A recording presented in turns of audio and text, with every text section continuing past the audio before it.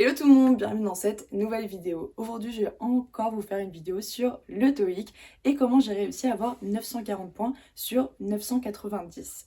Aujourd'hui, c'est des conseils que j'ai appliqués ou pas. Et d'ailleurs, pour les conseils que je n'ai pas appliqués, je suis persuadée que si je les avais appliqués, j'aurais eu plus de 940. Honnêtement, 940, je pense que c'était pas le max que j'aurais pu atteindre. Donc c'est pour ça qu'on va voir les conseils que vous allez pouvoir appliquer sur internet en fonction de chaque épreuve. Donc au niveau des épreuves, vous allez avoir compréhension orale et compréhension écrite, mais aussi expression orale et expression écrite. Mais aussi donc les activités que vous allez pouvoir faire par vous-même comme ça sur votre quotidien en fonction de ces différentes catégories au niveau du TOEIC, mais aussi à la toute fin, je vous donnerai juste des activités que vous allez pouvoir pratiquer, voilà, naturellement pour globalement vous améliorer en anglais et vous préparer tout simplement, tout naturellement au TOEIC. On va se lancer directement dans la vidéo, mais si c'est la première fois que vous me voyez, écoutez, bienvenue, c'est exactement le type de contenu que je fais. Je vous prépare donc à l'éducation supérieure, les études, les écoles de commerce, l'université, la rentrée.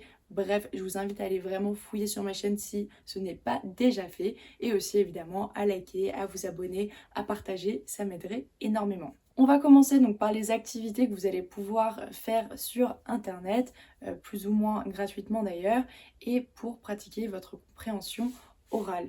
Donc pour ça, ça va être tout ce qui va être distinction au niveau des différents accents. Parfois vous allez voir au TOEIC, il va y avoir des gens qui vont parler dans les enregistrements audio avec des accents très prononcés ou d'endroits différents. C'est pour ça qu'il faut utiliser une variété de techniques.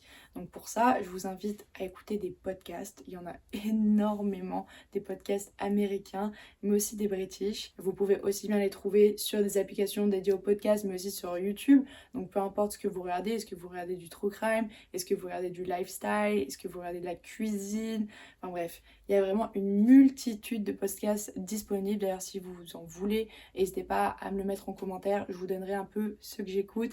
Et d'ailleurs, si vous avez des catégories de podcasts que vous souhaiteriez écouter, dites-moi aussi et je peux vous en dégoter quelques-uns.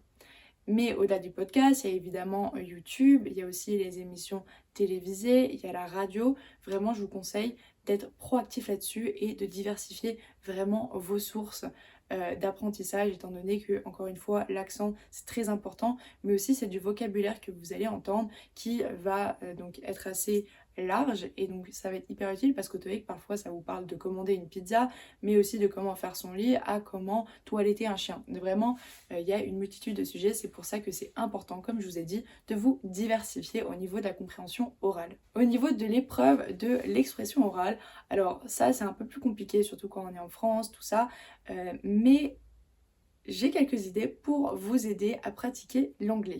Tout simplement, je vous conseille de vous ajouter sur les groupes Facebook ou les groupes sur des réseaux sociaux où il y a des Erasmus en fait. Donc, vu que vous allez passer le TOEIC, généralement vous êtes au-dessus de 18 ans, vous êtes plutôt étudiant et c'est super cool de rencontrer des gens, d'élargir son cercle d'amis, faire des soirées avec de nouvelles personnes. Donc, l'idéal ce serait de rencontrer des Erasmus étant donné que la jonction se fera en anglais.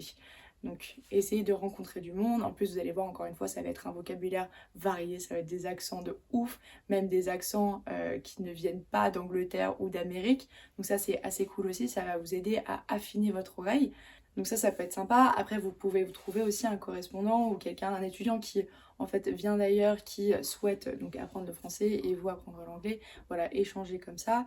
Ou sinon bah, évidemment rencontrer du monde lors de sessions de sport ou de choses comme ça. Donc je vous invite à regarder sur Facebook, sur Instagram, tout ça, s'il n'y a pas des groupes d'Erasmus ou d'étrangers dans votre ville. Généralement, par exemple, en France, on a ces groupes-là à l'étranger, donc par exemple les Français à tel endroit, à Ljubljana, ou les Français au Mexique, vous voyez ce que je veux dire?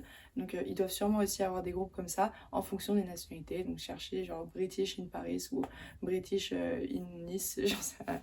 Voilà. Au niveau de l'expression écrite, ça aussi j'ai quelques conseils. Honnêtement, il n'y a pas énormément de choses à faire. Je trouve que l'expression écrite c'est assez simple en anglais. C'est pas aussi compliqué que le français. Enfin, je veux dire, l'orthographe et la grammaire sont assez basiques. Donc je vous invite déjà à regarder des séries avec le sous-titrage en anglais. Donc ça c'est aussi bien pour la compréhension orale que pour l'expression écrite. En fait, vous allez pouvoir faire le lien entre les différents sons et comment un son se retranscrit. Ici, par exemple, en France, le i se prononce i, mais en anglais, ça va être I. Vous voyez ce que je veux dire? C'est un exemple hyper basique, mais voilà, vous allez pouvoir vous acclimater aux différents sons. Aussi, ce qui peut être cool, c'est peut-être vous créer un blog, de vous créer un journal intime en anglais, ou même tout simplement de refaire vos profils sur les réseaux sociaux en anglais. Par exemple, je sais que mon profil LinkedIn a toujours été en anglais. Donc ça peut être quelque chose. Après, évidemment, les profils, par exemple, sur LinkedIn, vous pouvez les faire en plusieurs langues, les traduire. Donc vous pouvez très bien avoir votre profil en français, mais aussi votre profil en anglais. Créez-vous aussi un CV en anglais. Bon, c'est un peu... voilà, c'est pas très fun, mais je veux dire, c'est l'épreuve la plus simple, l'expression écrite. Essayez de travailler un tout petit peu, voilà, c'est relou, mais une fois que ce sera fait et vous vous débrouillerez super bien. Enfin, la compréhension écrite, où vous allez devoir comprendre ce que vous lisez, et bien tout simplement lire à foison.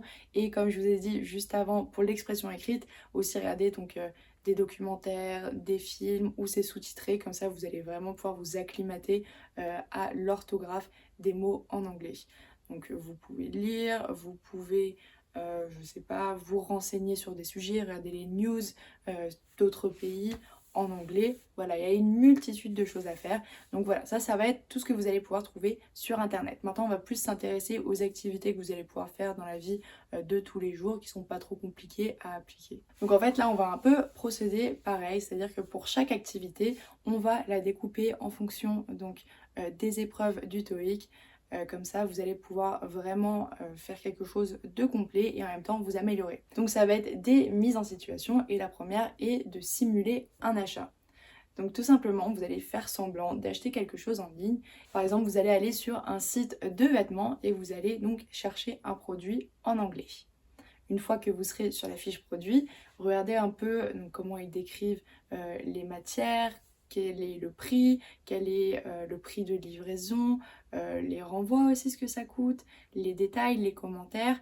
Donc ça, évidemment, il y a plein de sites. Et rien que pour ça, vous voyez, la compréhension écrite, eh bien, vous allez la travailler. Donc ça peut être évidemment sur des vêtements, ça peut être sur des livres, ça peut être sur des voitures, peu importe. Et voilà, ça commence par là. Après, pour travailler votre expression écrite, je vous invite à écrire en fait votre petite revue de cet article. Et donc en fait vous dire pourquoi est-ce que vous voulez l'acheter, pourquoi vous ne voulez pas l'acheter, quels sont les avantages et les inconvénients de la boutique. Donc par exemple, je ne veux pas l'acheter parce que c'est 90% de polyester, donc ça en anglais. Après, je trouve que c'est avantageux de commander sur cette boutique, étant donné qu'après 2 achats, la livraison est offerte. Voilà, ça, comme ça, l'expression écrite, vous pouvez un peu la travailler. Ensuite, pour l'expression orale, vous pouvez tout simplement lire ce que vous venez d'écrire, vous enregistrer et voir au niveau de votre accent si c'est correct, si vous faites bien les liaisons, si vous avez des problèmes pour prononcer certaines lettres, certaines syllabes.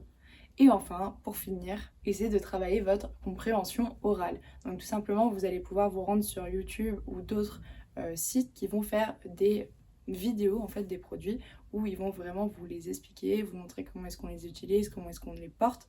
Et donc si vous arrivez à comprendre ça, eh bien c'est vraiment que vous êtes en super voie pour avoir une super note au TOEIC. Et donc ces petites activités comme ça qui sont assez simples, qui prennent pas forcément de temps et qui parfois peuvent être arrangeantes étant donné que c'est possible qu'un jour vous fassiez un achat sur un site américain ou anglais, eh bien ça va vous aider à travailler votre TOEIC et vous permettre en fait de vous mettre en situation d'être en fait dans cette bulle anglaise. Donc après, ça c'est des activités que vous pouvez reproduire à l'infini. Par exemple, vous pouvez simuler des vacances, écrire des critiques culinaires ou de livres, d'émissions ou même faire des revues d'articles que vous voyez aux informations. Voilà, il y a une multitude de choses à faire. Bon, si vous avez des questions, n'hésitez pas à les mettre en commentaire. Je réponds évidemment à tout et on se dit à la prochaine fois. Bye!